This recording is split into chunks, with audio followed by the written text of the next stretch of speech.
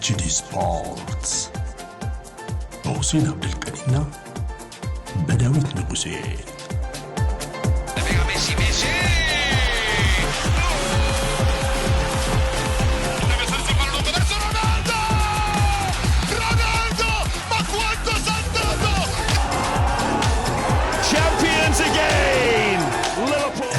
HD ስፖርትስ ተናስልን በያላችሁበት የኤችዲ አድማጭ ተመልካቾች እንዴት ናችሁ ብለናል። ኤችዲ ስፖርት በተወዳጁ ብስራት ኤፍኤም እንዲሁ በዩቲዩብ ላይ በቀጥታ ወደ እናንተ ይደርሳል።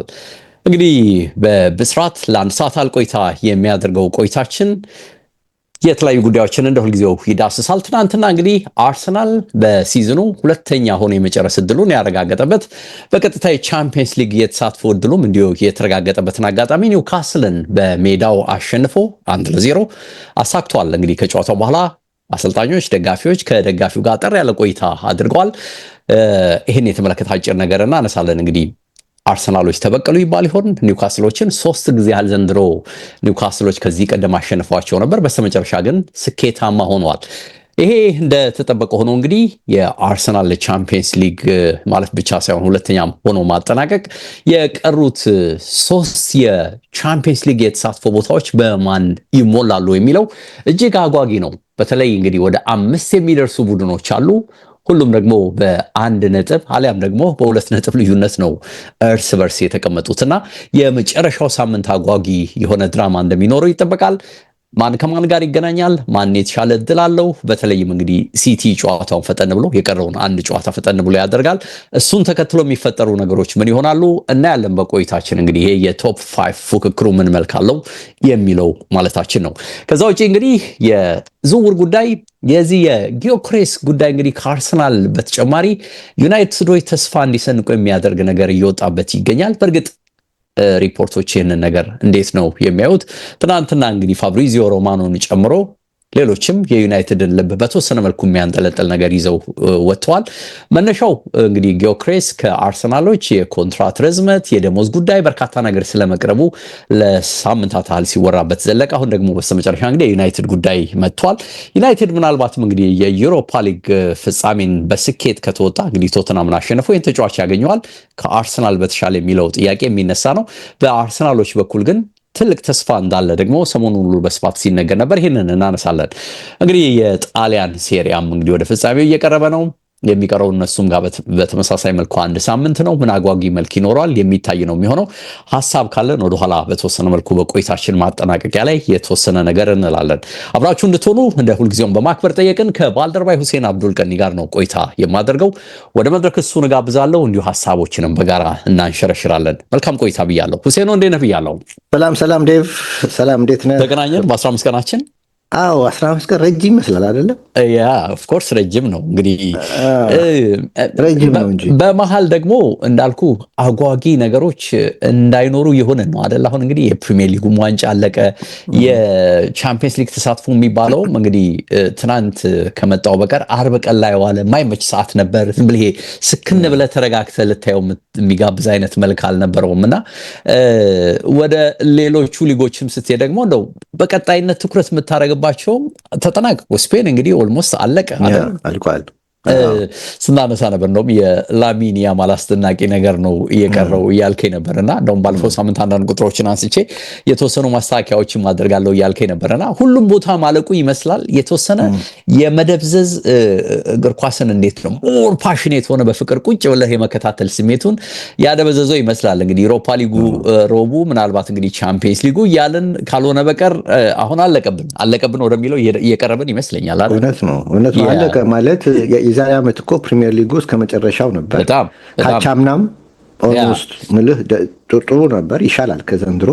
የዘንድሮ ግን በጣም በቃ በጊዜው አለቀ። እንደውም እንደዚህ ቶፕ ማለት ለቻምፒየንስ ሊግ የሚደረገው ሩጫ ፉክክር እንደውም የተሻለ ቀልብ የያዘ ይመስላል። ወራጆቹን ከወዱ ታውቀዋል። ሁሉ ነገር ታውቃለህ። በቃ ቻምፒየንስ ሊጉ ነው እንግዲህ ቦታ የሚይዘው። ግን ጥሩነቱ ቻምፒየንስ ሊጉ ላይ ገብተዋል። ወደ 5 ክለቦች አሉ ለ4 ቦታ ለማግኘት። ስለዚህ ምን ለሶስት ቦታ አርሰናል ኦልሬዲ ወሰደ እኮ ካረጋገጠ ለሶስቱ ቦታ። ስለዚህ ለሶስቱ ቦታዎች እንግዲህ እነዛ ቲሞች የሚያደርጉት ፉክክር ትንሽ ትኩረት እንዲስብ ይችላል። እናነሳለን እሱን በቀጣይነት። ወደ አርሰናልና የኒውካስል የትናንት ጨዋታ እንለፍ። እንግዲህ 1-0 ተጠናቀቀ ይሄ ጨዋታ። ትኩረት በሁለቱም በኩል መደረጉ አይገርምም፣ ምክንያቱም አርሰናልም ሁለተኛነትን አላረጋገጠም፣ ኒውካስልም ካሸነፈ ወደ ሁለተኛነት የመምጣት እድል አለው። የመጨረሻው ጌም ይዞ የሚመጣው ነገር እንደተጠበቀ ሆኖ ለሁለቱም። ከዛ ውጪ አመቱን ሙሉ የዘለቀ የኒውካስል የበላይነት ነበር። በካራባው ካፕ ሁለቴ፣ እንዲሁ በፕሪሚየር ሊጉም ሴንት ጄምስ ፓርክ ላይ አሸንፈውት ነበር አርሰናልን። ይሄ ተደምሮ ፕላስም እንግዲህ አርሰናል በስተመጨረሻ ያለ ዋንጫ ማጠናቀቁ እርግጥ ሆነ። የሰሞኑ ጫናዎች አሉ፣ የተለያዩ ጫናዎች ይነሳሉ፣ ድካም፣ ጉዳት የሚባሉ ነገሮች አሉ። አርቴታ ከሰሞኑ የሰጣቸው ራሱ የውዝግብ የሚመስሉ አስተያየቶች አሉ። ሁሉም ነገር ተደምሮ ይህ ጨዋታ እንዲጠበቅ ያደረገው ነገር ያለ ይመስላል አይደል? እና ኦፍ ኮርስ ቀጠሮን የጠበቀ ነገር ነበር። እንግዲህ ወደ ጨዋታው በዝርዝር እንገባለን። እስቲ እንየው። ኦፍ ኮርስ ቀጠሮ የጠበቀ ነው። እሱ ብቻ ሳይሆን እንግዲህ ከሊቨርፑል በስተቀር ከዚህ ጨዋታ በፊት አርሰናል፣ ኒውካስል፣ ቼልሲ፣ ቪላ፣ ማንቸስተር ሲቲ፣ ኖቲንጋም ፎረስት በቻምፒየንስ ሊጉ ድል አላቸው። እንግዲህ ኦልሞስት 6 ቡድኖች ለ4 ቦታ ማለት ነው እና ስለዚህ ከሁለተኛው አርሰናል እስከ ኖቲንጋም ፎረስት ድረስ የግድ እንትን ይላል። አሁን ሁለተኛው አርሰናል ራሱ 2 ጨዋታ ነው የቀረው ከዚህ ጨዋታ በፊት ሽንፈት ካጋጠመው ከቻምፒየንስ ሊጉ ሌላ እኮ አስደንጋጭ ነገር ነው። ሊወጣው ይችላል። ይገርማል በጣም እንጂ እና አስደንጋጭ ደግሞ እግር ኳስ ነው፣ ሊከሰት ይችላል ብለህ ታስቀምጠዋል። እግር ኳስ ነው። እግር ኳስ እኮ ደስ የሚል ይሄ ነው። ያላሰብከው ነገር ፍጹም ሂሳብ ያልሰራኸው ነገር እውን ሲሆን ትመለከታለና ከሁለት እስከ ኖቲንጋም ፎረስት ድረስ እንግዲህ እድሉ ስላላቸው አሁን ቻምፒየንስ ሊግ ደግሞ እንደምታውቀው ውድድሩ የአሸናፊዎች የታላላቅ ቲሞች ውድድር ነው። ልዩ ቦታ የሚሰጠው ነው። አንደኛ ለክለቦቹ በፋይናንስ በኩል የሚሰጠው ኢንጀክሽን ላቅ ያለ ነው። እንደውም አርሰናል ዘንድሮ 97 ሚሊዮን ፓውንድ ነው እንግዲህ ተባለው ያገኘው ወደ 128 ሚሊዮን ዶላር ገደማ ማለት ነው። በጣም ብዙ ነው። ይሄ እንግዲህ ማለት ከስቴጅ 1 ጀምሮ እስከ ሰሚፋይናል ያደረጋቸው ጨዋታዎች፣ በዚህ ላይ ደግሞ ሲያሸንፍ ሲወጣ ገንዘብ አለው። ዘንድሮ ደግሞ ውድድሩ ማጣሪያው ላይ ኢንተር ሚላን ብቻ ነው ያሸነፈው ታውቃለህ፣ አንዱ እና በደንብ ገንዘብ አግኝቷል እና ፓሪስ ሰን ጀርመን መጨረሻ ላይ ማለት ነው። ከዚህ ሌላ እንግዲህ የቲቪ ሬቨኒው ደግሞ ሌላ ገቢ ነው ማለት ስፖንሰርሺፖች ሞር ይመጣሉ እንትን ይላሉ፣ እሱም ሌላ ገቢ ነው እና ደግሞ ከዚህ በፊት እንደገለጽኩት ቻምፒየንስ ሊግ ከተሳተፍክ የብራንድ ክለቡ ላይ የሚፈጥረው ብራንድ በጣም ከባድ ነው፣ ትልቅ ነው የግሎባል ብራንዱ። አንደኛ እውቅናም ታገኛለህ። ዓለም ላይ ስፖርት ኳስን የሚወድ ቻምፒየንስ ሊግ ይከታተላል ከኤዥያ እስከ ላቲን አሜሪካ። ፋንስ፣ ደጋፊዎች፣ ፎሎወሮች ብዙ ታገኛለህ። አንተ ጥሩ በተጫወት ቁጥር እንትንህ በደጋፊዎች እንትን የሚልህ እንትን ከፍ እያለ ይመጣል እና ሌላው ደግሞ የተጫዋቾች የሚጨምረው ፕሮፋይል ለተጫዋቾች ጥሩ ባሳዩ ቁጥር ዋጋቸውን ይጨምራል፣ ፕሮፋይላቸውን ይጨምራል። ኢቭን ለባሎንዶር አሁን ባሎንዶር ቻምፒየንስ ሊግ ነው የሚወስነው። በተለይ እነዚህ ኔሽን ካፖች ካሌሉ የብሔራዊ ቡድኖች ጨዋታ ካሌሉ ቻምፒየንስ ሊግ ነው ባሎንዶርን የሚወስነው እና እሱም ባሎንዶር ላይ ያለው ኢምፓክቱን አስበው እና በቻምፒየንስ ሊግ እና ብዙ በርካታ ቤኔፊቶች ናቸው አሉ። እነዚህ በትንሹ የጠቀስኩት አንተ ሩቅ አትሂድ እንጂ የዚህ በቀደሙ የኖቲንጋም ፎረስት ባለቤት ሰውዬ ሰውነታቸው የገዘፈው ሰውዬ ያ ሁሉ መነጫነጭ ውስጥ የገቡት እኮ ምክንያቱ ምንም አይደለም፣ ሌላ አይደለም። ብራንድ በቃ የምትለውን 45 ዓመት ፈይቶበታል ኒውካስል ኖቲንጋም ፎረስት ወደ ቶፕ ሌቭል ለመምጣት እና 45 ዓመት ሙሉ ቶፕ ሌቭል ላይ ካልመጣ እና ደግሞ በተለይ በየትልልቅ ሀገራት እንዲህ አይነት ትልልቅ ክለቦችን ይዘህ ስኬት የምትናፍቅ ከሆነ የምትመኘው በቃ ይሄንን ትልቅ የውድድር መድረክ ነው እና አይደንቀኝም ብትል ማለት ነው። አሁን ኖቲንጋም ፎረስት እኮ ዩሮፓ ሊግ የመግባት እድል አለው። እንግዲህ እሱን አልፈለጉትም። እሱም እኮ የሚመጣው ከ45 ዓመት በኋላ ነው፣ ግን አልፈለጉትም። ታዲያ ግን እሱን አይደለማ ይበልጣል፣ ወይ ደግሞ ኮንፈረንስ ሊግም ሊያጋጥም ይችላል፣ ግን ይበልጣል። ያገብቷል። ለዚህ ነው እና በክለቦቹ ላይ በተጫዋቾች ላይ ያለው ተጽዕኖ በጣም ከፍተኛ ነው ቻምፒየንስ ሊግ እና በአጋጣሚ ደግሞ ኒውካስል ምልህ እና አርሰናል የ37ኛው ሳምንት ስኬጁል ሆነ። አጋጣሚ ደግሞ ይሄ ደግሞ ሌላ ነገሩን ይበል ዋንጫን የመወሰን አቅም ያለው ጨዋታ እንዳልከው ደግሞ ቻምፒየንስ ሊግን ሲወስን ይገርማል በጣም እና በዚህ ሲዝን በእርግጥ ኒውካስል አፕ ኤንድ ዳውን ነገር ነው ያሳየው በፐርፎርማንስ በፎርም በኩል ከተመለከት። ምክንያቱም አሁን ያሉበት ደረጃ በጣም ከፍ ያሉበት ሰዓት ላይ የተገኘው። አሁን ላለፉት 9 ጨዋታ 7ቱን ጨዋታ አሸንፈዋል። እንደውም በዚህ መሀል እንግዲህ ቼልሲን 2-0 ያሸንፉበት፣ ክሪስታል ፓላስ ኃይለኛ ቡድን ነው ትናንት አይተነዋል።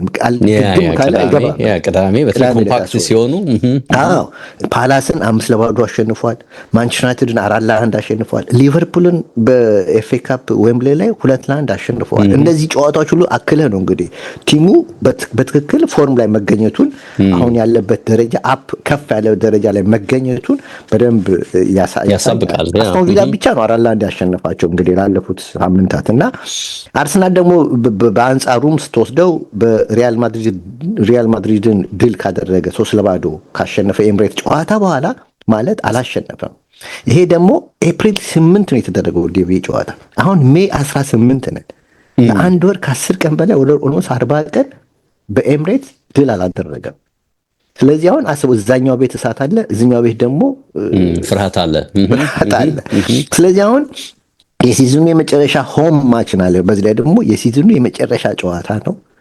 ቅድም መግቢያ ላይ እንደተናገርከው ከፋኖች ጋር የሚለያዩበት ሰዓት ነው፣ የሚሰነባበቱበት ሰዓት ነው። ምስጋና የሚያቀርቡበት፣ ደጋፊ ምስጋና የሚያቀርብበት እና ይሄንን ድግስ በጥሩ ሙድ መጨረስ አለብህ ግዴታ።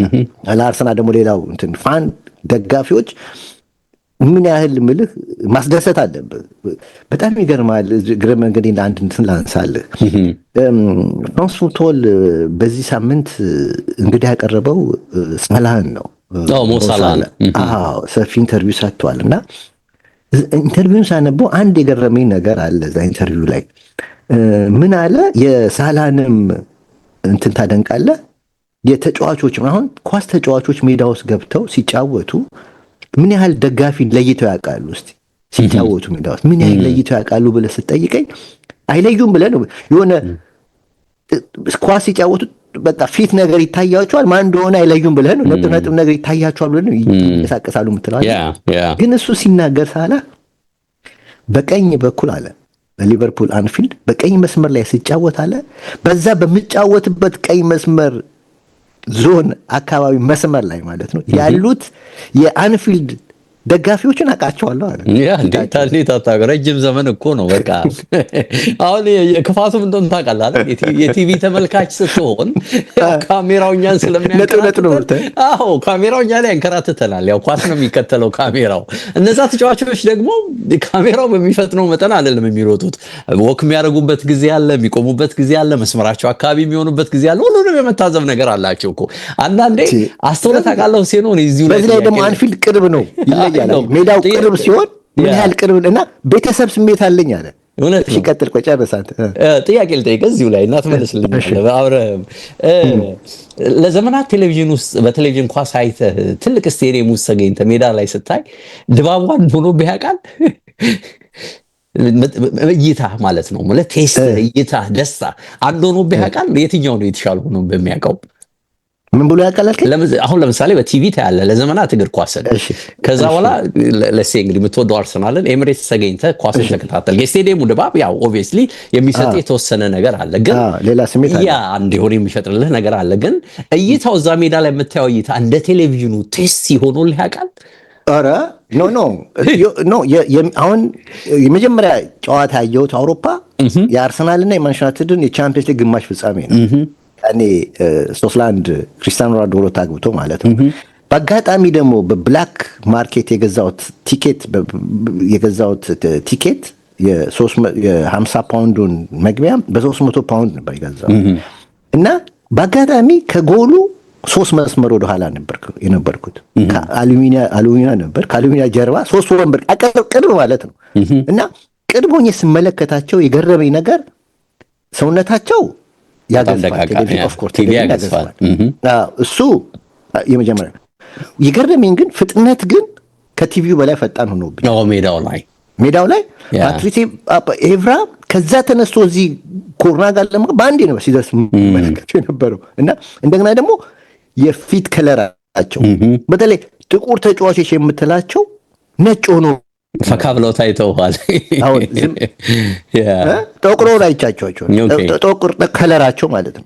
አሁን በተለይ አሁን እንደ ቂቤ የሚላቸው አይደለም አፍካሱ ነው። ብራዚል ተጫዋች ነው ዴኒሰን። ለምሳሌ ዴኒሰን ነበር። ለምሳሌ ያኔ ዴኒሰንን ስመለከተው በአይኔ ነጭ ሊሆንብኝ እኛ ሀገር ቢመጣ ፈረንጅ ነው የምትለው፣ ግን በቲቪ ስታየው ግን እነሱ ማለት ግን ጠይብ ነው አይደለም የሆነ እና እንደዚህ አይነት ልዩነት ትመለከታለህ። ገብቶሃል? ያው ዞሮ ካሜራው መፈለግህ አይቀርም። ዞሮ ካሜራው ካሜራ ግን ለኳሊቲ ጨዋታውን ደጋሚ ለማየት ሪፕሌው ምኑ ስቃሴው ለማየት ለዚህም ነው እኮ ሚዲያ ዓለም ዋንጫ ላይ እኮ ስንከታተል ሚዲያ ትሪቡን ላይ ቲቪ አጠገባችን አለ።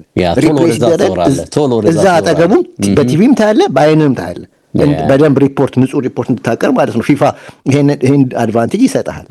ለሌላ የፈለኩት ምን ነው ዞሮ ምልህ እነዚህ ከካሜራ ውጭ የሆኑ ሲንቀሳቀሱ ማናያቸው በካሜራ ብዙ ተጫዋቾች እያንዳንዱን አካባቢ ያለውን ነገር የመታዘብ ሰፊ እድል አላቸው የሚለውን ለማንጸባረቅ አሁን ለምሳሌ ሜሲ እንዴ እንደሚራመድ ያወቅኩት 2014 ዓለም ዋንጫ ፋይናል ጀርመንና አርጀንቲና ሲጫወቱ በሪዮ ዲ ጃኔይሮ ማለት ነው ብራዚል እንደውም አጠገቤ ያው መንሱር ነበር። ይኸው ሜሲን ወክ እኮ ነው የሚያደርገው ብዬ የነገርኩት እኔ ነኝ ያልኩት። ወክ ነው የሚያደርገው ያንን ታዘብኩኝ። አሁን ቲቪ ላይ ኳሱን ስለምትከተል የሜሲን ከዛ በኋላ ነው አሁን እንግዲህ እኔ 2014 ላይ ነው ያንን የታዘብኩት። አሁን ነው ይሄን 3-4 ዓመት ሜሲ አይንቀሳቀስም ሲባል የነበረው። 2010ም የሚገርምህ እኔ ደቡብ አፍሪካ ላይ ማራዶና ይዟቸው ነው ያየሁት። አንዱ እንግዲህ አርጀንቲና ጨዋታ ነው ያየሁት። ሜሲ ተመሳሳይ ነው፣ ሁሌም ባህሪው ወክ ነው የሚያደርገው። ያው ተመሳሳይ ነው በጣም ግን መጨረሻ ላይ ግን በጣም ወካ በዛ ማለት በጣም ማለት ኦፍ ኮርስ እንትን እያለ ስለሆነ ኤኒዌይ እና አሁን የዚህ ሞሳ ላይ ገረመኝ ተጫዋቹ ማነው ደጋፊዎቹ መለየቱ ብቻ አይደለም ማለት ማወቃቸው ብቻ አይደለም። እዛም መለካቻቸው መካከል ወንበሩ ከጠፋ ለምሳሌ ምን አለ አንድ ተመልካች በሱ መስመር ላይ አንድ ተመልካች ለአንድ ቀን ሊቀር ይችላል አለ። ለሁለት ቀን ለሶስት ቀን ከቀረው ሌላ ሰው ከተቀመጠ እዛ ጋር የሊቨርፑልን ዳይሬክተሮችን ኃላፊዎችን አናገራቸዋል። ይሄ ሰውዬ ለምን ቀረብዬ እጠይቃለሁ። የሚገርም ነው። እየተጫወተም ያንንም እንግዲህ ኮንትሮል ያደርጋል ማለት ነው። አይገርም? በጣም ገርሞኛል። በጣም ቤተሰብ ስትሆን በጣም በጥልቀት እና ምን ያህል ከክለቡ ጋር ቤተሰብ እንደሆነ ለመግለጽ እሱም ማለቱ ነው። ቤተሰብ መሆን እንዴት ነው? እንደውም ምን አለው ሊቨርፑልን ከመነሻ ነው የወደድከው አለው። ተወደው ነበር አለው። የኢስታንቡሉ የ6 ደቂቃው እብደት ከ3-0 ወጥተው 3-3 ሲወጡ አለ ያን ጊዜ ጀምሮ ነው ሊቨርፑል ልብ ውስጥ የገባዋል። እንግዲህ የኢስታንቡሉ ቅርብ ማለት የስቲቨን ጄራርድ ጀግንነት ማለት ነው። የስቲቨን ጄራርድን እንትን ስመለከተው እና ስቲቨን ጄራርድን ሳናግረው ልዩ ስሜት ነው የሚሰማኛል። በግንባር አግኝቼው አሁን ኢንፐርሰን አግኝቼው ያናገርኩት ጊዜ ያ ትዝታ ነው ውስጤ የተቀመጠው ምናምን አለ እና ኤኒዌይ እና እንደዚህ ምን ደጋፊዎች ጋር ያላቸው ቅርበት ለመግለጽ ነው ሁሉ እና ኢንትረስቲንግ ኤኒዌይ ጥሩ ነጥብ ነው በነገር እና አሁንም ገብቷል። ይሄ ዛሬም የመጨረሻ ጨዋታቸው ስለሆነ ይሄ ቤተሰብ ነገር ሚስ ያደርጉታል። ስለዚህ ይህን ጨዋታ ይሄ ድግስ ላይ ውጤታማ መሆን አለባቸው። ገብቷል። ውጤት ይዘው መውጣት አለባቸው። ለአርሰናል ግን ፊት ለፊታቸው ያለው ደግሞ ጭራቅ ወደ ነው ጥሩ ሙድ ላይ ያለ ቲም ነውና ከጨዋታው በፊት ነው የምነግርህና በዚህ ላይ እንግዲህ በተጫዋቾች በኩል ደግሞ ስታርቲንግ ላይንአፕ ውስጥ ከገባ በአርሰናል በኩል ሜሪኖ የለም በቅጣት እንደገና ቲምበር ደግሞ በአብዛኛው ቋሚ ሆኖ ነው እዚህ ሲሪ የተጫወተው ምክንያቱም ማነው እንትና ስላልነበረ እና ስለዚህ ሁለቱ ቦታ ላይ ለውጦች አሉ እንግዲህ በዋይት እና በቲምበር ቦታና በሜሪኖ ቦታ እና ስለዚህ አሁን በኒውካስል በኩል ግን ትሪፐር የለም፣ ጆሊንተን የለም፣ ኢዛክ የለም። ኦፍ ኮርስ የኢዛክ ነገር በመጨረሻ ሰዓት ነው እንግዲህ የመጨረሻ ውሳኔ ነው አሉ። አዎ እና ይሄ የሱ አለም መሰለፍ በሶሻል ሚዲያ ላይ ትልቅ መነጋገሪያ ሆኗል። ሆን ብሎ ነው መግባት ያልፈለገው ወይንስ እውነት ታሞ ነው? ምክንያቱም ምንኛ ስስ ነበር ይሄ ነገር ግሮይን ችግር ነው፣ ግን ያን ያህል ሲሪየስ አልነበር። ቢያንስ ቤንች ሆኖ የተወሰነ ደቂቃ መጫወትም ይችል ነበረ። ግን ለምንድነው ምልህ ወጣው ትልቅ ቫይብ ሆኗል ምልህ መነጋገር የኦፕሬሽን ጉዳይ ሁሉ አነሱላችሁ አይደል ከጨዋታው በኋላ እኮ ስለ ኤዲ ሃው ኦፕሬሽን ይፈልጋል አይፈልግም ሁሉ ብለው እንግዲህ የጉዳዩ አሳሳቢነት ከተረጋገጠ በሚል ነው እዛ ድረስ የሚያደርስ አይነት ስላለመሆኑን የተናገሩትና ስስ ነው የሚሉት ሪፖርቶች አንዳንድ እኔ ቅርብ ራቃቸው ሪፖርቶች ስስ ናቸው ነው የሚሉት ኦፍ ኮርስ ይሄ ተጫዋች አሁን ምልህ ጃንዋሪ ላይ ቢቢሲ ላይ ከአለን ሺረር ጋር ሰፊ ቆይታ አድርጎ ነበር እና የዘንድሮ የውድድር መጨረሻ የኢሳቅ መገኛ የት ይሆናል ብሎ ጠይቆት ነበር እና ይሄ እንግዲህ ስዊድናዊ ልጅ የ25 ዓመት ወጣት ምን ብሎ ነበር የመለሰው አንዳንድ ነገሮች አለ እየለመድካቸው ትሄዳለህ አለ እና ተለምዳቸዋል አዳፕት አደርጋቸዋል አለና ሲቀጥል አንዳንዴ እውነት የሌላቸው ዘገባዎችን እያነበብኩ ስቅ ያሳልፋለሁ አለ ይሄ ማለት ውሸት ነው ለማለት ነው እንግዲህ የተናገረው ግን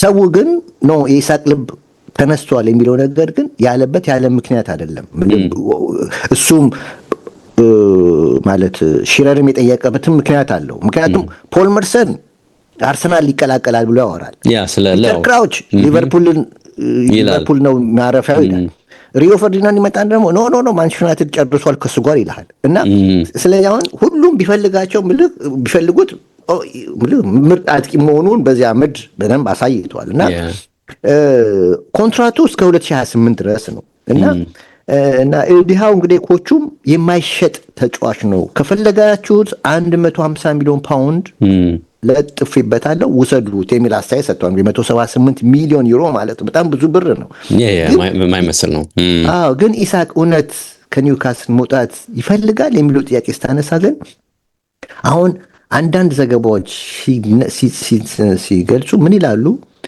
ከሊቨርፑል ጋር ግማሽ ፍጻሜ ላይ 2-1 ሲያሸንፉ ካስቆጠረ በኋላ ማለት ማርች 16 ጀምሮ ኢሳቅ ፎርሙ ወርዷል ይሉታል ፎርሙ ወርዷል እና እንዲያውም ኦፕታን ያነሳሉ ኦፕታ ያቀረበው አንድ ስታት አለ ይላል ያ ስታት እንደሚለው ኢሳቅ ላለፉት 8 ጨዋታዎች በተደረጉት የፕሪሚየር ሊግ ጨዋታዎች ሁሉ ከማንም የፕሪሚየር ሊግ ተጫዋቾች በርካታ ንጹህ የጎል እድሎችን በብዛት ያባከነው እሱ ነው ይላል ይህም ካለፉት 8 ጨዋታዎች 7 ቢግ ቻንሶች የሚሆኑ ንጹህ ጎሎችን አልተጠቀመም ስለዚህ ይሄን ደግሞ በፉትቦል ቋንቋ ስትተረጉመው ትልቅ አጥቂ ኳሊቲ ያላቸው አጥቂዎች መጠቀም የሚያስቸግራቸው የኮንሰንትሬሽን ችግር የትኩረት ችግር ሲያጋጥማቸው ነው ይባላል ትኩረትን ደግሞ ስትተረጉመው ከአእምሮ ጋር የተያያዘ ነው ስለዚህ አእምሮአቸው ሙሉ ለሙሉ ሜዳው እስካልሆነ ይሄን ነገር ሚስ ያደርጉታል ወትሮ የነበራቸውን ኳሊቲ ያጣሉ ስለዚህ አሁን ኢሳቅም አእምሮ አሁን ከዛ ጀምሮ ከኤፕሪል 18 ጀምሮ አእምሮ ውጪ ነው ለዚህ ነው ኤፌክቲቭ ያልሆነበት ምክንያት ይሄ ነው እያሉ እንትን ይላሉ ያውጡ መረጃ ያነሳሉ አምናው ሐሳቡ ሴንት ጄምስ ፓርክ ላይ አይደለም አሁን ሰውነቱ ነው እንጂ ያለው አእምሮ ውጪ ነው ይሉታልና ግን የኒውካስሉ አሰልጣኝ ማን ኒውካስል ኤፍሲው ግን አሁንም ቢሆን 200% ትኩረት ላይ ነው ያለው ጥሩ ነው እንደማንኛውም ተጫዋች ፊዚካሊ ደክመዋል እና ሲዝኑ እየተገባደደ ስለሆነ ኢሳቅም ይሄን ያጋጠመው እንጂ አእምሮ ውጪ ሆኖ አይደለም የሚል ማስተዋያ ነገርም ሰጥቷል ይሉታልና እንደው አንድ ነገር ላራምድ የምትጨምረው ነገር ከሌለ እዚሁ አሌክሳንደር ኢሳቅ ላይ የተጫዋቹን ኳሊቲ በተመለከተ ምንም ማስረጃ አይፈልግም ቁጥሮች በደንብ እየነገሩን ነው ኳሊቲውም ይታወቃል እንደውም በርካታ ሊግ ውስጥ የምናውቃቸውን ቶፕ ስትራይከሮች ቲየሪ ሄንሪን ጨምሮ የሚያስታውሱን በርካታ ነገሮች አሉት ትልቁ ጥርጣሬ ግን እኔ ይሄ ተጫዋች ናዊንዜን ጉዳቶች ያጠቁታል እያየሁት ያለሁት ነገር በትንሽ ምክንያቶች ከወሳኝ የጨዋታዎች ከወሳኝ የውድድር መድረኮች ራቅ የሚልበት ነገር እየተፈጠረ ነው ለምንድን ነው ይሄንን ማለት እንግዲህ ይሄ ሊጉን አልለመደም እንዳንል እንግዲህ በኒውካስል ቤት ራሱ ቆየ እንግዲህ እንደውም እርግጠኛ ሆኜ ነው ነገር ከፍ ያለ ዶዝ የሚሰጥበት ክለብ ነው የሚመስለኝ ከስልጠናም ከአካል ብቃት ስራዎች ጋር በተያያዘ ኒውካስል እንደው ከፍ ያለ ዶዝ የሚሰጥበት ነው የሚመስለኝና ኮንሲስተንትሊ አሁን እንደው ቶፕ ሌቭል ላይ ለሁለት ለሶስት ዓመት ቀጥሎ ሄዶ እንኳን ጉዳት ቢገጥመው ምንድነው ከጨዋታ መደራረብ ጫና ከሊጉ ምንድነው ፊዚካልነት ከምናምን ትላለህ። ግን የሚመስለው ናው ኢንዜን ብቅ ጥልቅ ይላል። በትንንሽ ነገሮች ወጣ ገባ ነገር ታይበታል። ይሄ ደግሞ በቶፕ ሌቭል ላይ ኮንሲስተንትሊ እንዳትሄድ የሚያደርግ ነገር ነው ይመስለኝና አንዳንዴ ቁልፍ የሆኑ እንግዲህ ቶፕ የሆኑ ስትራይከሮችን አይተ ከዚህ በፊት የነበሩ ሊጉ ላይ የነበሩ ስትራይከሮችን አይተ ኮንሲስተንትሊ ደግሞ የሰጡህን ነገር አይተ ይሳቅን ስታይ የሚመስለኝ የሚነሳበት ጥያቄ ይሄ ነው። በቃ የኮንሲስተንሲና የጤንነት ችግር የሚነሳበት ይመስለኛልና ይሄንን ደግሞ ካልተወጣ የሚመስለው አሁንም ከዝውውር ጋር ያይዘው ብዙዎች የሚያነሱት ምንድነው ከሄደም ሊሄድ የሚችለው ከኒውካስል ውጪ ይላሉ ወደ ስፔን ላሊጋ ባርሰሎና ነው። ይሄም የሚመነጨው የሚሉት ደግሞ ከዚሁ ከፊዚካል ጋር የተያዘ ጉዳይ ነው ብለው ነው የሚያነሱት። በዚህ ኢንቴንሲቲ ሃይ ኢንቴንሲቲ ነው ኢንዜን ደግሞ የመገጨት የመጎዳት ነገር አለ። እዛ ስትሄድ ደግሞ ቀለል ያለ ነገር ይገጥምሃል። የምትሄድበት ክለብ ቶፕ ነው። የምትፈልገውን እያንዳንዱን ነገር ሊሰጥህ ይችላል። ወደዛ ከሄደ ሁሉንም ነገር ማሳካት ይችላል። አይኑንም አያሽም ይባላል። ትልቁ ጥያቄ ግን ባርሰሎና የሱን ነገር የማሳካት አቅም አለው የለውም ብለህ ስትጠይቅ ይሄ ሊሳካ አይችልም እና እኔ አይ ቲንክ በትልልቅ ክለቦች መፈለጉ እንዳለ ሆኖ ከአቅምና ከኮንሲስተንሲ ጋር በተያዘ የሚፈጠርበት ችግር እንቅፋት እንዳይሆንበት ስጋት የግሌን ስጋት ነው የምገልጸው። የተጨበጠ መረጃዎች ላይ የተንተራሰ ነገር አይደለም ማነሳለን። ግን ሳየው አሁን አምና ጀምሮ እንግዲህ ኒውካስል ቤት የፈጠረውን ቡም አይተ በተለይ ዘንድሮ ይዞ የመጣውን ቶፕ የሆነ ሌቭል አይተ መሀል ላይ ደግሞ ናው ኢንዜን የሚጠፋባቸውን ጊዜ ስታይ በትንንሽ ምክንያቶች ሲርቅ ደግሞ በርከት ላለ ጊዜ ይርቃል። በነገር ላይ ለአንድ ወር ለሁለት ወር ይጠፋል ሲጠፋ አይተው ሆነና ይሄ ደግሞ ይሄ ምንድነው እንግዲህ ቶፕ ለመሆን ልክ ዋንጫ ለመውሰድ የምትሻገራት ቀይ መስመር እንዳለችው ሆኖ ቶፕም ለመሆን የምትሻገራትን ቀዩዋን መስመር ይሄው ነገር እንዳያግደው ስጋት አለኝ የሚል ሐሳብ አለ። በምትፈልገው ሰዓት ለምን ላታገኘው ትችላለህ? እሱ ነው ማለት እኮ እና ኤኒዌይ እዚህ ላይ ልደምረልህ ብዬ ነው። ኤኒዌይ እንቀጥል እና ይሄን ይመስላል። ወደ ጨዋታው ከመግባት የምትለው ነገር ነው እሱን አንሳና እንግዲህ የጨዋታውን ጉዳይ እናንሳ። ኦኬ አው ጨዋታውን በተመለከተ አርሰናል ጨዋታው ሲጀመር ከብዶት ነበር። ምንም ጥርጥር የለውም። አጠቃላይ ፈርስታፍ አጠቃላይ ከብዶታል። በትክክል ያለውን ኳሊቲ ወደ መሬት በማውረድ ኒውካስል የበላይ ሆኖ ጀምሯል። እንደምታውቀው ኒውካስል አትሌቲክ ቲም ነው። አትሌቲክ ሲባል እንግዲህ ውስጡ ብዙ ነገር አለ። ጉልበት፣ ፍጥነት እና ቀጥታ የሚጫወት ቡድን ነው ኒውካስል። ጉልበት አለው፣ ፍጥነት አለው፣ ቀጥታ የሚጫወት ቲም ነው። ስለዚህ ይሄንን በቀጥታ ለመተግበር ደግሞ አርሰናል ማስጨነቅ የጀምረው ገና ፊሽካው በተጀመረ ጀምሮ ነው። ገና በተጀመረ በ15 ደቂቃ ውስጥ ምልህ የኒውካስል ጥቃት አሁንም ነበር እና መጀመሪያ 30 ደቂቃ ውስጥ አርሰናል ጎል ሳይቆጠርበት የዘለቀው በግብ ጠባቂው በራያ ጥሩ ብርታት ነው እንጂ ጎል ሁሉ ስኮር 1-2 2-2 መሆን ነበረባቸው እና በ30 ደቂቃ ውስጥ አርሰናል የሞከረው አንድ ጊዜ በትሮሳር በግል ጥረቱ አዘቲም ሳይሆን በግል ጥሩ የሞከሩና ሌላው ከማዕዘን ምድር ፓርቲ በቴስታ ሞክሮ ኒክ ፖፕ በእጁ ያወጣበት ኳስ ነው የሚጠቀሰው። ኒውካስል ግን ፉል ምልህ ዶሚኔት አድርጎ ነበር እና ለምን የበላይ ሆነ ብለህ ከጠየቀኝ ግን መልስ አለኝ። ምክንያቱም የአርሰናል አንዱና ትልቁ ኳሊቲ የአርሰናል ዊዛውት ቦል የሚያደርገው ሞቢሊቲ ያለ ኳስ የሚያደርጉት ሞቢሊቲ ነው። ሁሌም ነገር የአርሰናል ኳሊቲ ይሄ ነው ትልቁ ኳሊቲ። ስለዚህ አሁን ይህንን ሞቢሊቲ ደግሞ እግር በእግር የሚከታተሉ ቲሞች ካጋጠሙት አርሰናል የጨዋታው ሬት ይጠፋበታል። የጨዋታው ሬት ይጠፋበታል። የምታየው እንቅስቃሴ ይጠፋል። ምክንያቱም የምታየው ሬት ያለ ኳስ በሚደረጉ እንቅስቃሴዎች ውስጥ የተመሰረተ ነው። ቤዚክ እንትኑ እሱ ነው። ስለዚህ አሁን በመሆኑም ሁሉ ጊዜ አሁን ኒውካስልን ሲገጥም አርሰናል ይህንን ለመተግበር ሲቸገር ትመለከታለህ። ምክንያቱም ፊት ለፊት ያሉት ተጫዋቾች አንደኛ በውሳኔ ፈጣኖች ናቸው። ኒውካስሎች ፎርዋርድ ነው የሚያስቡት፣ ፊዚካሊ ስትሮንግ ናቸው፣ አትሌቲኮች ናቸው፣ ረጃጅሞች ናቸው። ላንድ ኦፍ ዘ ጃይንትስ ነው የሚሏቸው ሁሉ ጊዜ ረጃጅሞች ናቸው፣ አቅም አላቸው እና በዚህ ጉልበትና አቅም ውስጥ ደግሞ መሀል ላይ የቶናሊና የብሩኖ ጊማሬሽ ስራ አለ። ፈጣኖች ናቸው፣ ስፔስ በብልጠት የሚዘጉ ናቸው፣ ኦርጋናይዜሽኑን የሚቆጣጠሩ ናቸው እና በደንብ ምልህ ቲሙን የተደራጀ ኳስ እንዲጫወት ትልቁን ሚና የሚጫወቱት እነዚህ ተጫዋቾች ናቸው እና ስለዚህ አሁን ፊት ለፊት ያሉት የአርሰናል ተጫዋቾች ደግሞ ከነሱ የበለጠ በፊትነስም ዝቅ ያሉ ናቸው። በአካል ብቃታቸው በጣም ዝቅ አሁን ስለዚህ ኒውካስሎች ሞር አክቲቭ ነበሩ ተጫዋቾቻቸው እና በሁለቱ ቲም መካከል ግን ያለው ልዩነት ምንድን ነው ለምን ብትለኝ ካልከኝ ኒውካስል ዘንድሮ አውሮፓ ላይ አልተሳተፈም።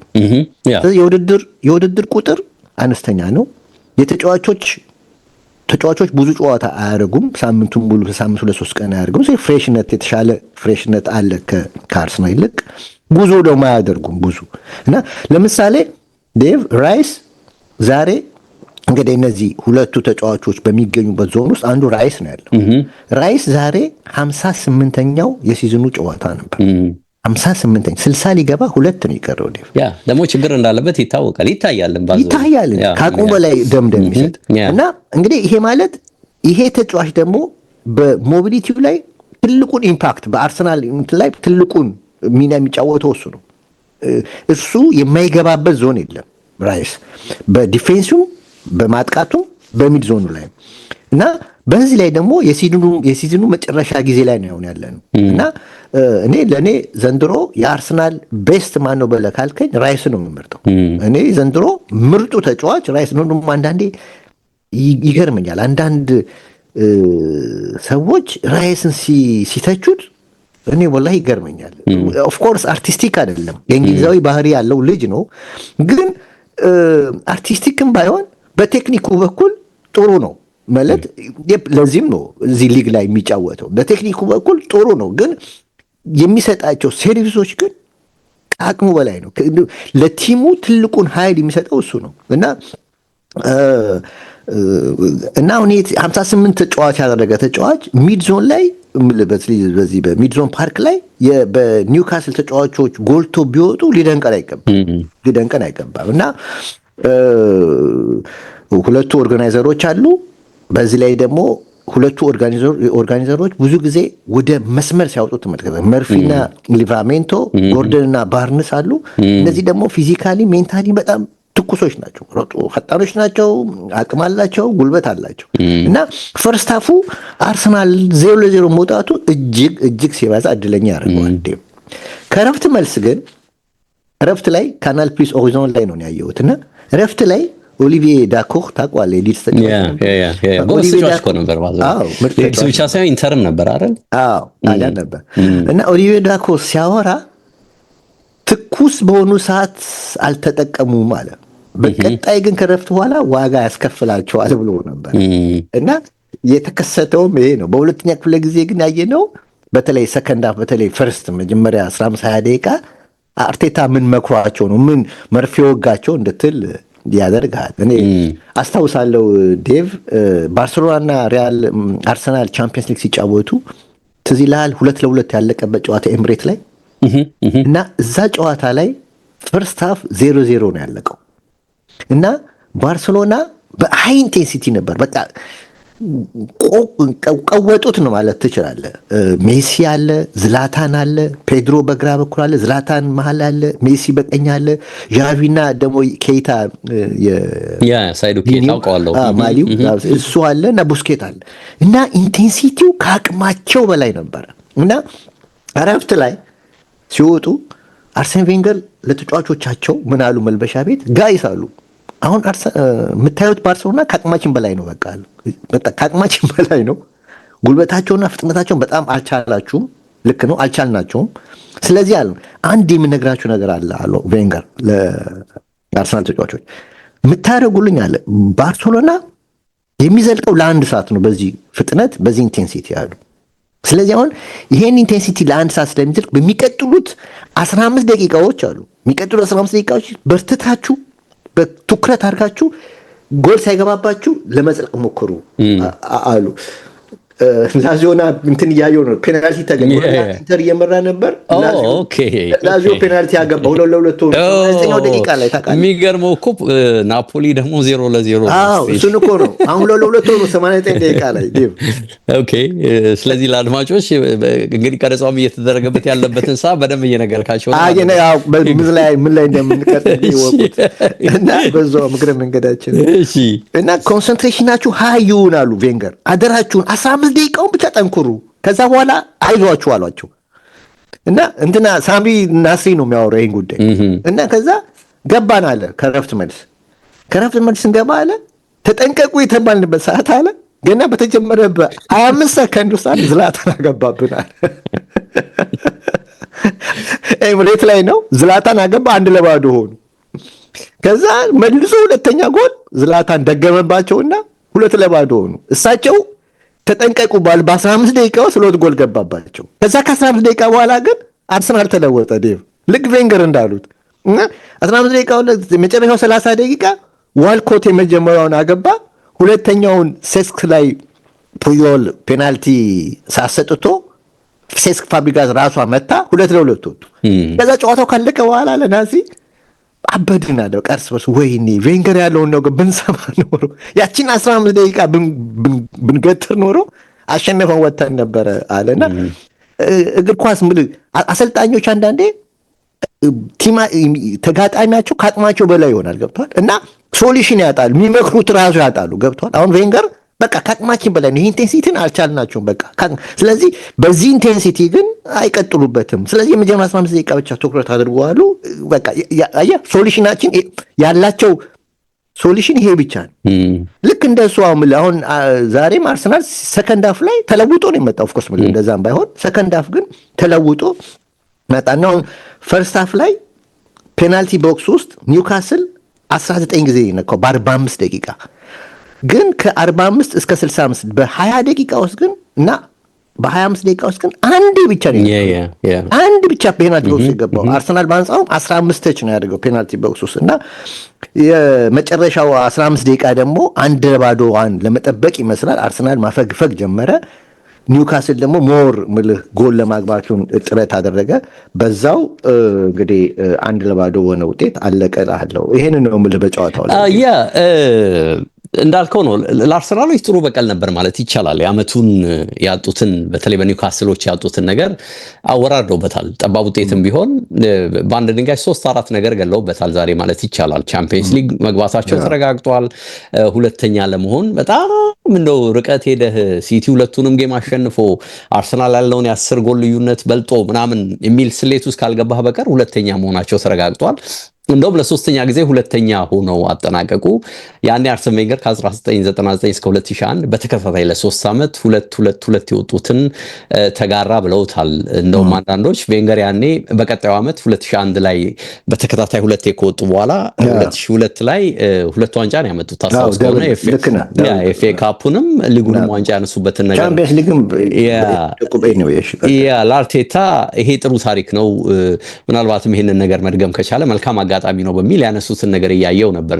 እንዳልከው ነው ፈርስት ሃፍ የራያን ስንፍናም አይተንበታል።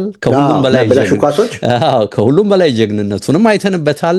ከዛ በኋላ ደግሞ የኒውካስሎችን ያጨራረስ ድክመትን በደንብ አይተናል። ባርነስ፣ በርን እና በተለይ ቦትማን በደንብ እኮ 3 ጎል ሊሆኑ የሚችሉ ነገሮችን አተዋልና ኒውካስል ሁልጊዜም እላለሁ የአርቴታን አፕሮች በደንብ አጥንቶ በደንብ ማኔጅ አድርጎ ገብቶ መጠቀም የሚችል ክለብ ነው። ልክ እንደጠቀስከው ሲመጡ በ3 የመሃል ተከላካዮች 3 ተከላካዮችን ይዘው ይመጣሉ። ሲቸገሩ ወደ ኋላ 5 ያደርጓቸዋል። እነዚህ ዊንግ ባኮቹን ኖርማሊ ስታየው 5-4-1 ይሆናል በዛኛው ፎርሜሽን።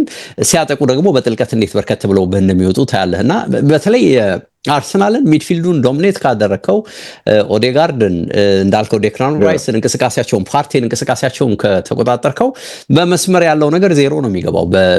በማርቲኔሊ መስመር በሳካ መስመር ምንም አይነት እንቅስቃሴ ልታይ አትችልምና ይሄ በደንብ ሰርቷል። በተለይ አማካኝ መስመር ላይ ያሉት ቅድም የጠቀስካቸው ቶናሌና ጊማሬጅ ይህንን በደንብ ሰርቷል። አማካኙን በደንብ ማኔጅ አድርገውታልና የቁጥር አድቫንቴጅም ስለወሰዱባቸው ይህን ፎርሙላ ማክሸፍ በደንብ ተቸግረው ነበርና እንዳልከው ፈርስት ሃፍን 0-0 ይዘው መውጣታቸው በራሱ ለአርሰናል ትልቅ ነበር። ሰከንድ ሃፍ ግን አይ ቲንክ ጩኸትም የረዳቸው ይመስለኛል። በደንብ ጮሆ የወጣ መልበሻ ቤት በደንብ ብስጭቱን የገለጸባቸው ነው ይመስለኝ። ልክ ሊቨርፑል ላይ የተፈጠረውን ነገር በድጋሚ እዚህም ላይ አይተናል። ሊቨርፑል ላይ ሰከንድ ሃፍ ነው ነገሮች የተቀየሩት የነቁትና እዚህም ላይ በደንብ ለውጦቹ ታይተዋል። ግን ከሁሉም በላይ ደግሞ የዚህ ስናወራ ነበር ቅድም ካላፊዮሪ በሳሊባ መተካቱ ይዞት የመጣው ነገር አለ። ልጁ ተከላካይ ብቻ ሳይሆን በጥልቀት ነፃነት ተሰምቶት ሲሄድም ታያለህ። ይሄ ደግሞ ኳስ ይችላል። ይቅርታ አድርግልኝ። ኖ አርቴታ ይሄን ልጅ መጠቀም አለበት። እኔ ይቅርታ ስሎ ነው ስሎ ነው፣ ግን እዚህ ሚድ ላይ ሩጫ አይፈልግም። ትክክል። ሚድ ላይ ሩጫ አይፈልግም። መስመር ላይ ስታደርገው ሩጫ ስለሚፈልግ ስሎ ነው ልትል ትችላለህ። ሚድ ላይ ግን እኔ ከፓርቴም በላይ ነው የሚሰጠው ኃላፊነቱ። እዛ ቦታ ላይ ቢያጫውተው ቢያንቀሳቅሰው አንደኛ ዲፌንሲቭ ስራ ላይ ጎበዝ ነው። ሁለተኛ ኳሱ ግራ እግሩ የሆነ እኔ እኮ እንትና ነው የሚመስለኝ ብያለሁ። አርጀንቲናውን ልጅ ነው እኮ የሚመስለኝ የሆነ ያስታውሰኛል ከቁመቱ ጋር ከጸጉሩ ጋር የሆነ በቃ ሬዶንዶን በደንብ ነው የሚያስታውሰኝ እና ይመቸኛል። ብቻ የሆነ ነገር አለው የሚጥል አንዳንድ ጊዜ እንዳልከው ነው። አሁን ብዙ ሰዎች ኪቪዮርን የጠሉበት ዋናው ምክንያት ከመሀል ተከላካይነት ከግራ የመሀል ተከላካይነት ይልቅ ወደ መስመር ወጣ። ፉልባክ ሲሆን ፍጥነት የለውም ይሄ ልጅ 2 3 4 የተጋለጠ በቃ ይሄማ አይረባም ማለት ነው ጨምሮ አሁን ግን አየሁ ዛሬ ራሱ እኮ ቤስት ነበር። ቦታውን አገኘ። ቦታውን ሲያገኝ ይሄ ፍጥነት ብዙ የሚጠይቅበት ቦታ አይደለም። አምሮ እና ኦፍሳይድ ትራፕ ላይ ከዛ በኋላ ታይሚንግ እና የኮንሰንትሬሽን ሌቭል የሚጠይቅበት ቦታ ላይ ሲገባ ደግሞ የተሻለ መሆኑን ታየል። ይሄም ተጫዋች እንግዲህ ኢቭን አሁን የመሃል ከመስመር ይልቅ ወደ መሃል ወይም ደግሞ ወደ ተከላካይ መስመር ሲገባ እንዳልከው አማካይ ተጫዋች ቢሆን የበለጠ ኳሊቲዎቹ ሊወጡ የሚችሉበት እድል አለና አንዳንድ ጊዜ በቃ አጋጣሚዎች ራሱ እጣ ፈንታን በደንብ የመወሰን አቅም አላቸው። ሳሊባ ተጎዳ፣ ይሄ ልጅ ገባ፣ ለውጡ ይታይ ነበር። ወደፊት በነፃነት ይሄዳል፣ ሲሄድ ኳስ በደንብ ያውቃል። እንደገና ደግሞ የኒውካስል አማካይ በደንብ እንደው ዘርዘር ብሎ እንዲከፈትም እድል ሰጠ። ፕላስም አርቴታ የፈርስት ሃፍ ችግሩን በደንብ ያጠናበት ይመስላልና ለውጡ መጣ። እንግዲህ ዴክላን ራይስ ደግሞ አስደናቂ ጎል ልዩነት ፈጣሪ ሆነ። ያንን አስጠብቆ ለመውጣት እንዳልከው በስተመጨረሻ ሂሳብ ሰሩ፣ ተሳክቶላቸው ወጥቷልና በተለይ የራያም ረዘም ያሉ ፓሶች የተሳኩ መሆን ሰከንድ ሃፍ ላይ በደንብ የጠቀመ ይመስላል። እንደውም ጎሎች ማግኘት ይችሉ ነበር። የማርቲኔሊ ድክመት በቃ ወረድ ፊዚካሊ የአቅም ጉዳይ መጣ፣ የጫና ጉዳይ መጣ እንጂ ይታይ ነበርና ለሁሉም አርሰናል ግን እንዳልኩት በአንድ ድንጋይ 3-4 ነገሮች መጥተው ውጤታማ ሆኖ የወጣበት ሳምንት ነበር ብንል የተጋነነ አይመስለኝም እና አሳክተዋል። ትልቁ ነገር ይሄ ነው። ይሄንን እያልን ግን ቶፕ 5 እናነሳለን እያልን ነበር አይደል? 40 ደቂቃ ያህል ሄደናል። እንደቀልድ ማናወራ ነው የሚመስለው። በደንብ ነው የምናወራው። እናንተ ስንገናኝ በነገሩ በማል ታሪኮችም ስናወራ ነበር። ትክክል። ወደ ጨርቆስ አልሄድንም እንጂ እሱስ በየቦታው ደርሰናል። የቬንገር ያነሳን የሳላን አንስተናል። የአሌክሳንደር ኢሳክን አንስተናል። ስለዚህ በርካታ ነገሮች አንስተናል። በእርግጥም ቶፕ 5 ላይ ብዙ ነገር ስንል ነበር። እንዳልኩት ነው አንድ ሳምንት ቀረው። የመጨረሻው ቀን ወሳኝ ስለመሆኑ አንስተናል። እንዳልነው አርሰናል ያረጋገጠ ስለሆነ ኒውካስል፣ ቼልሲ፣ ቪላ፣ ሲቲ እና ኖቲንግሃም ፎረስት ግን ለቀሩት 3 ቦታዎች በቃ በደንብ ኮስተር ያለ ፉክክር ማድረጋቸው የሚጠበቅ ነው የሚሆነውና አይ ቲንክ እንግዲህ ለአንድ ሳምንት ጓጉተን የምንቀጥለውም በዚህ ምክንያት ይመስለኛል። አጭር ነገሮች እዚህ ላይ እኔ ዴቭ የላዚዮና እንትን ጨዋታ እኮ ወላይ ሂደዋ እንግዲህ ወይ ደግሞ 97 ደቂቃ ተጨምሮ 2-2 ናቸው። ጎል አገባ ኢንተር ሚላን አሁን አገባ 7 ደቂቃ ሲቀር ግን ኦፍ ማለት አቃለ እና ልቤን አንጠለጠለው። እዛ 0-0 ነው ናፖሊ። የናፖሊ ደጋፊ ማራዶና እኮ የሚባል ሰው በቃ ነክሮኝ ናፖሊ ነው የምወደው ከጣሊያንና ቫር ገና ቼክ እየተደረገ ነው። ኦኬ ጎልም ሊሆን ይችላል። 2-2 ናቸው አስበው። ወይ ከጸደቀ ለናፖሊ 0-0 ነው። አደጋ አለው ለናፖሊ። አንቶኒዮ ኮንቴ እንግዲህ የዓመቱን ስራውን ሁሉ ገደል የሚከት ነው የሚሆነው። ጥረቱ በጣም ይደነቃል። በነገራችን ላይ በየሄደበት ስኬታማ ነውና ጸደቀ አልጸደቀም ትነግረናለህ። ግን ቫር እንትን እያለ ነው። አንድ ሐሳብ እንድንገርባ ከኔ አየር ላይ ሆነ ሁሉ ስለው አንድ ግር ቆሟል። ቫር ቼክ እያለ ኦፍ ተባለ። ላስት ቻንስ ነበረ። ስለዚህ ለናፖሊ ሰርቷል። ለናፖሊ በቃ 0-0 እሱም አንተ ናፖሊ እኮ ፓርማ ላይ ሄዶ ነው 0-0 የወጣው ያለው እና ስለዚህ እነዛ 2-2 ጨረሱ ማለት ነው። አንድ ደቂቃ 98 ገቡ 97 ነበረ። ይሄ ማለት እኮ እንግዲህ ዞሮ የመጨረሻው ሳምንት አሁንም እንዲጠበቅ አንድ ነጥብ ነው ልዩነታቸው። የመጨረሻው ሳምንት ካልባ አንጠልጥሎ ዋው ለኢንተሮች ምን ያህል ትልቅ መልካም አጋጣሚ ሊሆን እንደሚችል አስበው። ይሄንን በተለይ ቢጨርሱ ኖሮ ምክንያቱም 2 ነጥብ ጋፕ ይፈጥራሉ በጣም እንጂ በመጨረሻው ጨዋታ አቻ መውጣትም አንዳንድ ጊዜ ለስኬት ሊያበቃ ይችላልና እሱን ሁሉ አጋጣሚ ነው የሚያጡበትና ትልቅ ድራማ ነው። ኤኒዌይ በስሌቱ መሰረት እንግዲህ ካንተ ወደ እኔ ልምጣና እንየው። እንዳልኩት ኒውካስል፣ ቼልሲ፣ ቪላ፣ ሲቲ እና ኖቲንግሃም ፎረስት ናቸው ለቀሩት 3 ቦታዎች የሚጫወቱት። ኒውካስል እንግዲህ ከኤቨርተን ነው ሜዳው ላይ የሚያደርገው ጨዋታ ነው። ለኒውካስሎች መልካም አጋጣሚ የሚመስለውና ሁሉም የሚያነሳው ካሸነፈ በቃ ያለ ጥርጥር የሚያልፉበት እድል ሰፊ ነው። ምክንያቱም የበዛ የጎል ልዩነትም ስላላቸው ይሄ ጠቃሚ ነጥባቸው ነው ተብሏል። ምክንያቱም ወደ 22 የሚደርሱ ጎሎች አላቸውና እድላቸውን በራሳቸው የመወሰን አቅም ስላላቸው ጠቃሚ ነው። በዚህ ላይ ደግሞ ከቼልሲና ፎረስት የመጣጣል ነገር ስለሚኖር እርስ በርስ ስለሚገናኙ አንዱን ቡድን ሊጥልልህ ይችላል። በተለይ አንዱ ካሸነፈ አንዱ ያለ ጥርጥር ከዚህ ሊንሸራተት ስለሚችል እድሉ የሚያበቃ ነው የሚሆነው እና ለኒውካስል ይሄ በጣም መልካም አጋጣሚ ነው በሚል ሁሉም እያነሳው ነው። በእርግጥ እንግዲህ እንደጠቀስነው የትናንቱ ሽንፈታቸው ደግሞ ይዞባቸው የመጣው ጣጣ ቀላል አይደለም። ሊወርዱም ሊያጡም የሚችሉበት እድል ስላለ ከዛ ውጪ የቼልሲ ጉዳይ ነው የሚነሳው። ቼልሲ ከኖቲንጋም ፎረስት ነው የሚጫወተው። አዌ ነው እንግዲህ ኖቲንጋም ፎረስትም አሸንፏል በዚህ ሳምንት። በዚህ መነሻ ነው በደረጃው ዝቅ ብሎ ቢገኝም ይሄ በሁለቱ መካከል የሚደረገው ግብግብ ከፍ ያለ ነው። ሁለቱም ማሸነፍ ነው ግባቸው። ካሸነፉ ይገባሉ። ምክንያቱም በተለይ ቼልሲ የሚያሸንፍ ከሆነ ይገባል። ፎረስትን የሚያቆሙበት ሂደት ስለሚኖር አቻ ወይም ሽንፈት ግን ጠቃሚ አይደለም ለቼልሲ እንደምናውቀው። ፎረስት ላይ የምናነሳው ነጥብ ግን እንዳልኩት ቅድም ከ45 ዓመት በኋላ ነው የሚመጡት አውሮፓ ለመግባት። እንግዲህ ይሄ ብቻ ሳይሆን ቻምፒየንስ ሊግ ብቻ ሳይሆን ዩሮፓም ሊግ አለ፣ ሌላም አለ። ግን ማሸነፍ ብቻ ሳይሆን ለነሱ የሌሎችንም ድጋፍ ይፈልጋሉ። እዚህ ላይ እነሱ አሸንፈውም እዚህ ውድድር ውስጥ ለመግባት የሚጣጣሩ ቡድኖች ምን ውጤት ይገጥማቸዋል የሚለው የፎረስትን ዕጣ ይወስናል። አስቶን ቪላን በተመለከተ ከዩናይትድ ነው የሚጫወተው። እንግዲህ ሜዳው ላይ የሚያደርገው ጨዋታ ነው። ማሸነፍ ፕላስ ልክ እንደ ኖቲንጋም ፎረስትም ሌሎች ድጋፎችን የመጠየቅ ነገር አለ። እንግዲህ እንዳልኩት እዚህ ጋር ቼልሲና ፎረስት መጫወታቸው ለቪላ ምን ውጤት ይዞለት ይመጣል የሚጠበቅ ነው የሚሆነው። የሲቲ ነው የሚለየው። ሲቲ እንግዲህ ከሁሉም ሁለት ጌም የሚቀርበው ነው። ሊቨርፑል ያው ሻምፒዮን ስለሆነ ብዬ ነው። ከሜዳው ላይ ከቦርንማውዝ ይጫወታል። ይሄ ከባድ ጨዋታ ነው። አዌ ደግሞ ፉላምን ይገጥማል። ይሄም ከባድ ጨዋታ ነው። ፉላም በራሱ እንግዲህ ሁለት ትናንትና 3-2 እንዴት እንዳሸነፈ አይታል። ተመርተው ነው እንግዲህ ከኋላ መጥተው ያሸነፉትና ያ ማሸነፍ ጠቃሚያቸው ነው ለሲቲዎች። ሁለቱንም ነጥብ መጣልና ሽንፈት ግን ለነሱም ቢሆን ራሱን የቻለ ሌላ ጣጣ ይዞ የሚመጣ ነገር ነውና ሲቲ ቢሆን ገና አለየለትም። በዚህ ላይ እንግዲህ ቅዳሜ ባናነሳውም በክሪስታል ፓላስ በኤፍኤ ካፕ ዋንጫ ማጥቷል። ፔፕና ልጆቹ ዘንድሮ እንግዲህ ልክ እንደ አርሰናል ሁሉ ያለ ዋንጫ ያጠናቀቁበት ዓመት ሆኖ ተጠናቋልና አጓጊ ሆኖ እንዲቀጥል ለሁሉም በቃ እንግዲህ ለሁሉም ወሳኝ የሆነ ነው የቀጣዩ ሳምንት ጨዋታና ይሄንን ነው ልንል የምንችለው እንግዲህ ቶፕ 5 ላይ የሚመስለኝ። ትክክል። ምንም በቃ አንተ በደንብ ተንትነዋልና ስለዚህ ምንም ባልገባበት ደስ ምናልባት ጎል ልዩነት ሊወስን ይችላል በሚለው ልትሄድ ትችላለህ። ኒውካስል 22 አለው፣ ቼልሲ 20 አለው፣ አስቶን ቪላ ነው 9 ያለው እና ፎረስት 13 አላቸው። ምናልባት ይሄ ነገር ሲቲ 24 አለው። ጎሉ እንደዛ ነው ጊዜ ላይ ጎል ትልቅ ቦታ አለውና ይሄ ፎረስትና አስቶን ቪላን ኖቲንጋም ፎረስትና አስቶን ቪላን ትንሽ ሊጎዳቸው ይችላል ብለህ እንድታስብ ያደርጋል። ከዛ ውጭ ግን በቃ በጣም ምን አትለየው ማን እንደሚያልፍ ማን እንደሚወድቅ ምንም ከባድ ጨዋታ ነው በጣም። ዛሬ አርሰናል ኡፍ ነው ያለው፣ ትላንትና አርሰናል ኡፍ ነው የተገላገሉት። ማን ሲቲ ግን አደጋ አለው። እኔ አሁን ገብታል የፍራስትሬሽን በፔፕ ላይ ሁሉ ታያለህ። ትላንት አሁን ቅዳሜ ዕለት ካፑ ካለቀ በኋላ አይተህ እንደሆነ ከበረኛው ጋር ምን አመጣው? ይሄ እኮ አሁን እንደዛ ነገር ጀምሯል በዚህ ዓመት ገብቷል። ልክ ጨዋታው ካለቀ በኋላ ያ ፍራስትሬሽን ነው በነገር ላይ ተጋጣሚ ተጫዋቾችን መምከር፣ ተጋጣሚ አሰልጣኝ ጋር ሄዶ መናገር እንትን ይሄ ፍራስትሬሽን ነው። አሁን ስንት ነው 270 ሚሊዮን አወጣ። ናፖሊ 0-0 ወጥቶ ኮኮቴ ጨፍራል ደጋፊ አለቀ ጨዋታው አለቀ።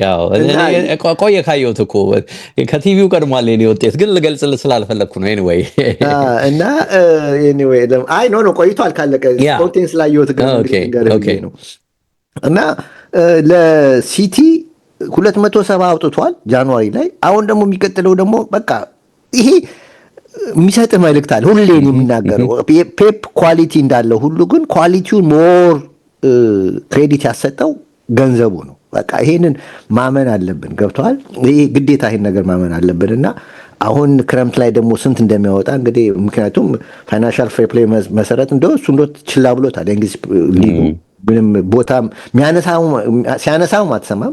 ስለዚህ በነፃነት እነሱ ገንዘብ አውጥተው እንግዲህ ተጫዋቾች መግዛት ነው።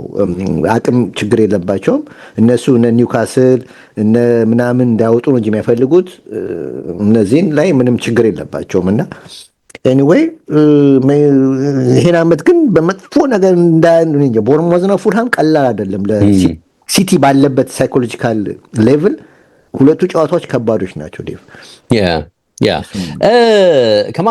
ከማጠናቀቃችን በፊት እንግዲህ ብናነሳው ከዚህ ከጊዮክሬሽ ጋር የተያዘውን ጉዳይ ነው ብለናል እና ሪፖርቶች ስቲል ከአርሰናል ጋር የዚህ ተጫዋች እህል ውሃ ስለመያያዙ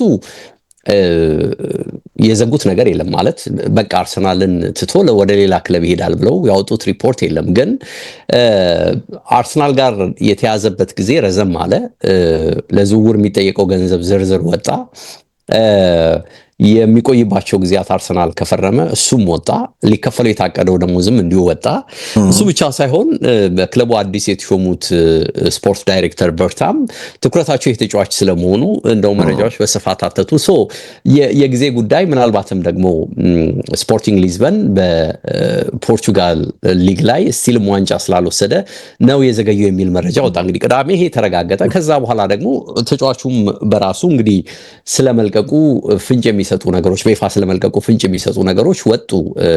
ስለዚህ ይለቃል፣ ይሄ ምንም ጥርጥር የለውም። እንደውም እሱ መልቀቁ ብቻ ሳይሆን እሱን ተክቶ ወደ ቀድሞ ክለቡ ክርስቲያኖ ሮናልዶም ይመጣል የሚሉ ወሬዎች ተያይዘው ሲወጡ እንደነበር አነበበን።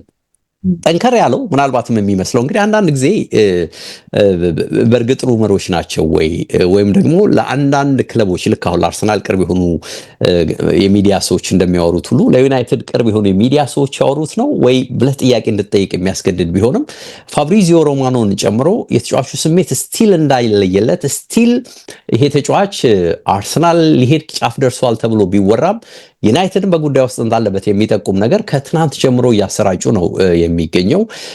እንደውም በተስፋ የሚጠብቅ የሚመስለው የዩናይትድን የዩሮፓ ሊግ የመጨረሻ ተሳትፎ ውጤት ነው የሚል ነገር እየወጣ ነው።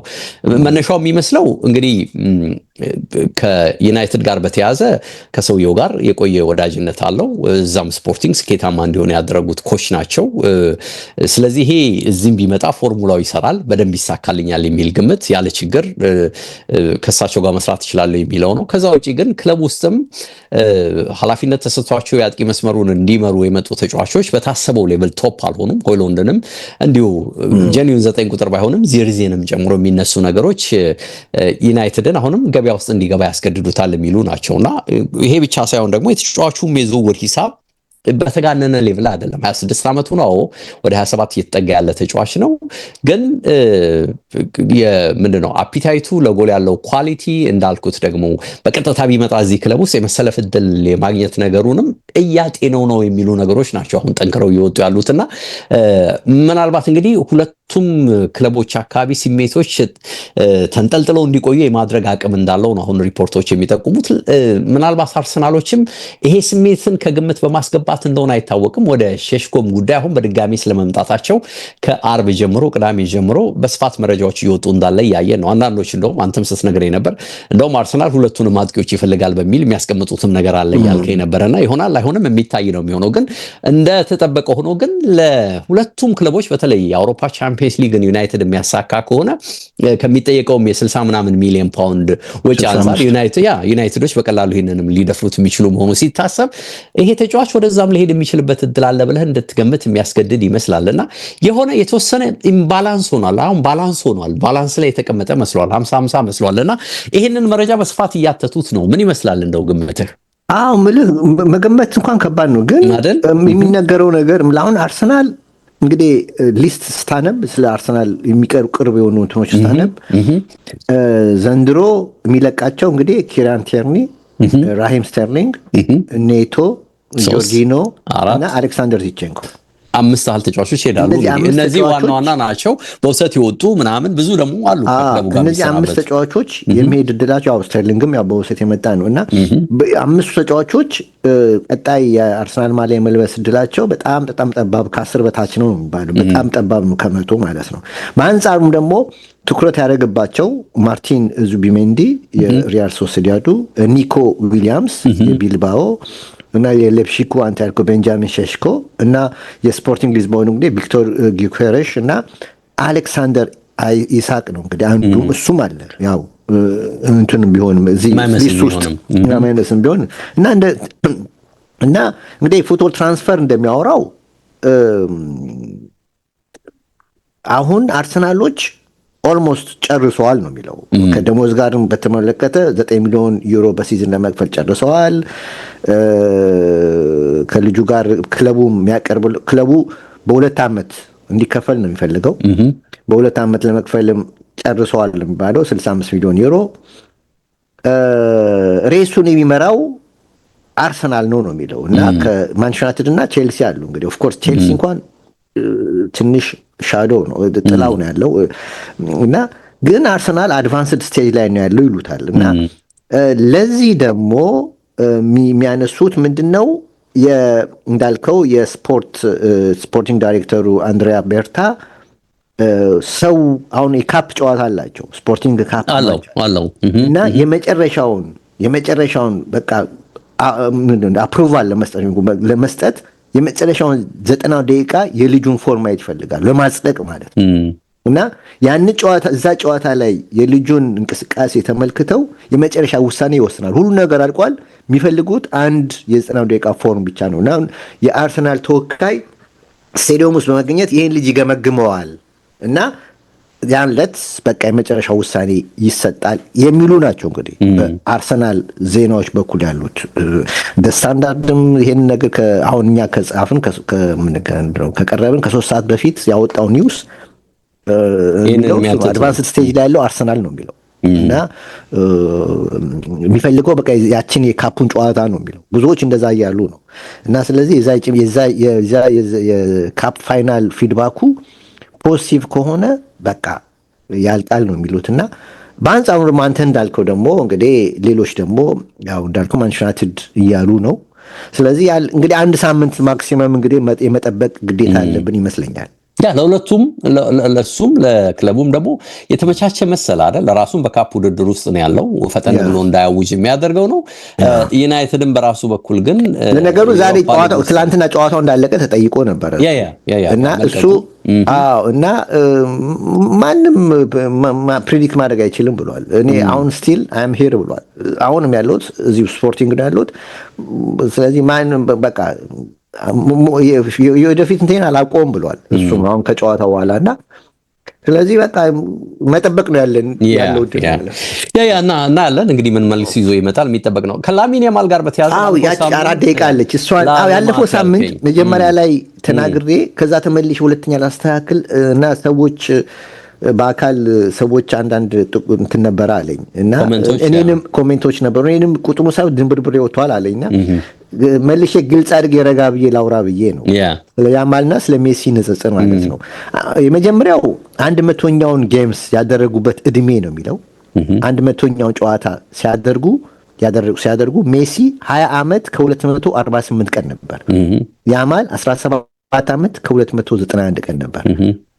22ኛውን ጎላቸውን ለባርሳ ያገቡበት እድሜ ደግሞ ስትመለከት ሜሲ 19 ዓመት ከ331 ቀኖች ላይ ነው 22ኛውን ጎል ያስገባው።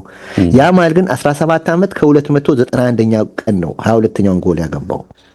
እድሜያቸው ሁለቱም ማለት ነው እድሜያቸው 17 ዓመት ከ295 ቀኖች ሲሆን ለባርሴሎና ያደረጉት የጨዋታ ብዛት ስትመለከት ሜሲ 7 ነው ያደረገው፣ ያማል ግን 100 ነው ያደረገው። እድሜያቸው 17 ዓመት ከ295 ቀኖች ያስቆጠሩት ጎሎች ደግሞ በዚህ እድሜ ማለት በ17 ዓመት ከ295 ቀኖች ያስቆጠሩት የጎል ብዛት ስትመለከት ሜሲ ምንም አላገባም፣ ያማል 22 ጎል አስቆጥሯል። በ17 ዓመት ከ295 ቀኖች እድሜያቸው ላይ ደግሞ ያደረጉት አሲስት ቁጥር ስትመለከት ሜሲ ምንም አላደረገም፣ ያማል 27 አሲስት አድርጓል። ቀድሞ መጥቷል፣ ምንም ጥርጥር የለውም። ይሄ እድሜያቸው ስንት ነበር በቻምፒየንስ ሊግ የመጀመሪያ ጎላቸው ላይ ስካልክ ሜሲ 18 ዓመት ከ131 ቀን ነበር በቻምፒየንስ ሊግ የመጀመሪያ ጎሉ ላይ። ያማል ግን 17 ዓመት ከ68 ቀኖች ላይ ነበር። እድሜያቸው ስንት ነበረ በቻምፒየንስ ሊግ ግማሽ ፍጻሜ ላይ የመጀመሪያ ጎል ሲያስገቡ ካልከኝ ደግሞ ሜሲ 23 ዓመት ከ307 ቀኖች፣ ያማል 17 ዓመት ከ291 ቀኖች። እና ይሄንን ነው እንግዲህ የሚመስለው በትክክል ቁጥሩን ላስቀምጥ። በነገራችን ላይ ትላንትናም ቆንጆ ጎል አግብቷል። ቆንጆ ጎል አግብቷል። ልክ ነህ፣ ቆንጆ ጎል አግብቷል። እና እንደውም ባሎንዶር ለሱ ያገኛል እየተባለ ነው በነገራችን ላይ። ምክንያቱም አሁን ኢንተር ሚላንና ፓሪስ ሰን ጀርመን ዴምቤሌ ከግማሽ ዓመት በኋላ ነው ከጃንዋሪ በኋላ ነው በጣም የሰቀለውኛ ዓመቱ ሙሉ። ይሄኛው ግን በኔሽን ካፕም ላይ ታስታውሳለህ ስፔን ኳርተር ላይ አግብተዋል፣ 1/6ኛ ላይ አግብተዋል፣ ግማሽ ፍጻሜ ላይ አግብተዋል እና ወሳኝ ጎል ለስፔን ዋንጫ ትልቁ ሮል የተጫወተው እሱ ነው። በዛ ደግሞ ቆንጆ ጎሎች ያገባውና ስለዚህ የባሎንዶር ሽልማት ለያማል የመሆን እድሉ ሰፊ ነው እየተባለ ነው። እናብቃ እንግዲህ ውስጤ ነው። ኤችዲ ስፖርቶች ነበረን። ተወዳጁ ብስራት ኤፍኤም 101.1 እንዲሁ በኤችዲ ስፖርት ዩቲዩብ ገጽ ላይ ተከታተላችሁ ለነበረን ቆይታ ከልብ እናመሰግናለን። መልሰን እንመጣለን ሐሙስ። እንግዲህ የዩሮፓ ሊግ የፍጻሜ ጨዋታዎች አሉ፣ ሌሎችም ጨዋታዎች ይጠበቃሉ፣ እናነሳለን። መልካም ጊዜ ብያለሁ። ባይ ዴቭ ቻው።